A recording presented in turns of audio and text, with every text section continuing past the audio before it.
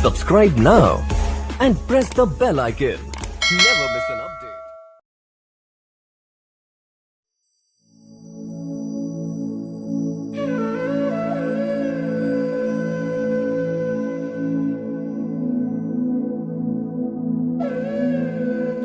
तो जी, जय श्री कृष्णा, जय जय श्री राधे।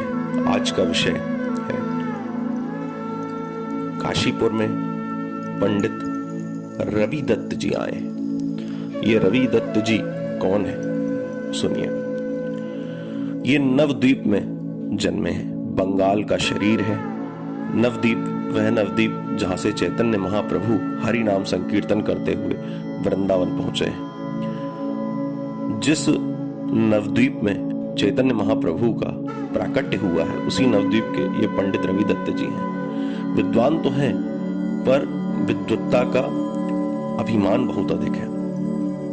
कहते हैं, भागवत भूषण स्वामी दीनदयाल उपाध्याय जी सुनाते हैं कि जब मछुआरा मछली पकड़ने के लिए नाव पर खड़ा होके जाल को दूर फेंकता है ताकि दूर से दूर की मछली उसके जाल में फंस जाए, तो जब वो फैला करके अपने जाल को फेंकता है तो दूर की मछली तो पकड़ में आ जाती है, लेकिन जो उस नाव के नीचे छोटी छोटी मछलियां होती हैं वो उस जाल में नहीं फंस पाती। तो भैया, अक्सर ऐसा होता है कि विद्वानों के साथ अज्ञानी लोग आपको बहुत अधिक मिलेंगे। बड़े बड़े संत महंतों के साथ आपको कुछ मूर्ख अवश्य मिलेंगे। जो बड़े से बड़े विद्वान होते हैं उनमें विद्वत्ता तो कूट कूट के भरी होती है, पर कई बार उन्हें अपनी विद्वत्ता का अहंकार बहुत अधिक हो जाता है और वो अपने आप को सबसे ऊंचा समझने लगते हैं। ऐसे ही पंडित रवि दत्त जी थे। ये काशीपुरी आए।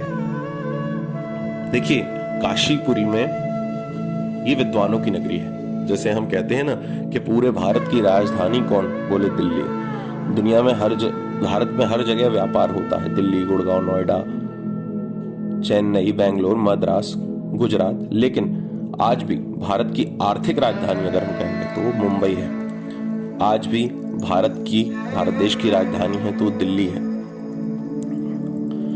इस छाप को कभी कोई भी नया शहर या बड़ा शहर नहीं मिटा सकता, क्योंकि ये काफी समय से प्रचलन में है। तो इसी प्रकार से काशी नगरी जो है ये विद्वानों की नगरी है। काशी का विद्वान सर्वथा पूजनीय होता है, हर जगह पूजनीय होता है। कहते हैं कि एक बार कश्मीर से, काशी के बाद सबसे पवित्र भूमि विद्वानों की अगर कोई है तो कश्मीर है। कश्मीर से एक ब्राह्मण बालक सभी को शास्त्रार्थ में हराता हुआ उत्तर दक्षिण पूर्व पश्चिम अपनी दिग्विजय की पताका लहराता हुआ, शास्त्रार्थ करता हुआ काशीपुरी में पहुंचा। तो वहां पर उसने लगभग सभी को शास्त्रार्थ में हरा दिया। तब कहते हैं कि एक द्विजातीय, दूसरी जाति का कोई शरीर धारण करके भगवान शिव स्वयं उससे शास्त्रार्थ करने के लिए आए। वह बालक अपनी विद्वत्ता के कारण दिग दिगंत में प्रख्यात हो चुका था। उसने सोचा, ये एक तो ब्राह्मण नहीं है और ये मुझसे क्या शास्त्रार्थ करेगा। पर वो भगवान शिव थे। वह अपने अभिमान में परमात्मा के स्वरूप को नहीं पहचान पाया। भगवान शिव ने उसे हराने के लिए, उससे शास्त्रार्थ करने के लिए एक ब्राह्मण से इतर शरीर धारण करके काशीपुरी ने उसे हरा दिया।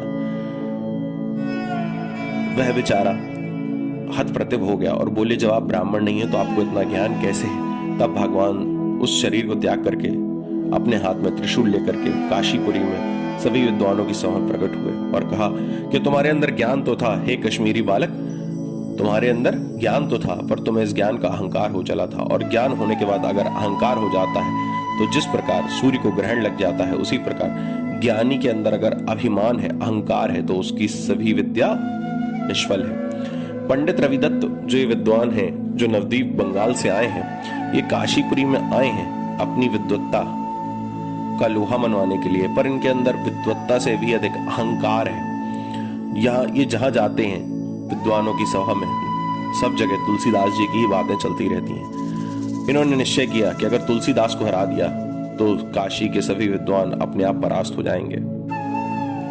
इन्होंने बड़ा हट करके और बड़े प्रेम से अनुनय विनय करके तुलसीदास जी से शास्त्रार्थ करना चाहा। तुलसीदास जी तो शास्त्रार्थ नहीं करना चाहते थे, पर जब शास्त्रार्थ हुआ तो तुलसीदास जी ने इन्हें परास्त कर दिया। अब इन्होंने तुलसीदास जी के साथ एक चाल चली, उनकी बड़ी सेवा की। तुलसीदास जी बड़े प्रसन्न हुए और बोला, आपको क्या चाहिए है, मैं वचन देता हूं, जो आप मांगेंगे मैं दूंगा।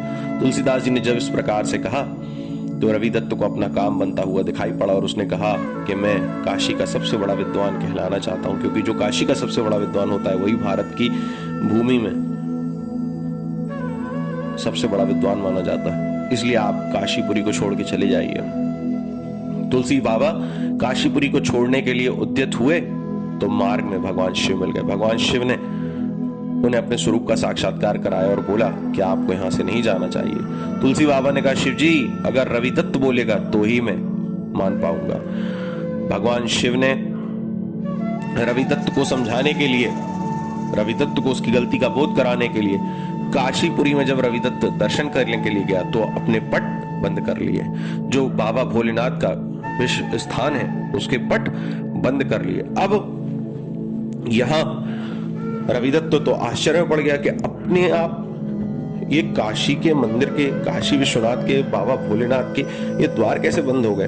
तभी उस समय आकाशवाणी हुई और उस आकाशवाणी ने कहा कि हे रविदत्त, तुमने तुलसी बाबा के साथ गलत किया है, उन्हें बुला के लाओ, सम्मान से उन्हें काशी में निवास के लिए कहो, क्योंकि यही काशी विश्वनाथ की इच्छा है। ऐसा कह करके आकाशवाणी लुप्त हो गई।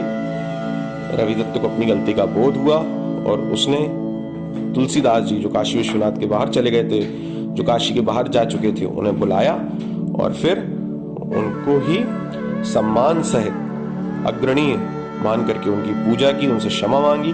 और इस प्रकार से अनेकों संघर्ष तुलसी बाबा के जीवन में आए, अनेकों कठिनाइयां, अनेकों बाधाएं आए, लेकिन तुलसी बाबा कभी अपनी भक्ति के मार्ग से च्युत नहीं हुए। इसीलिए आज भी तुलसी बाबा सर्वथा पूजनीय माने जाते हैं।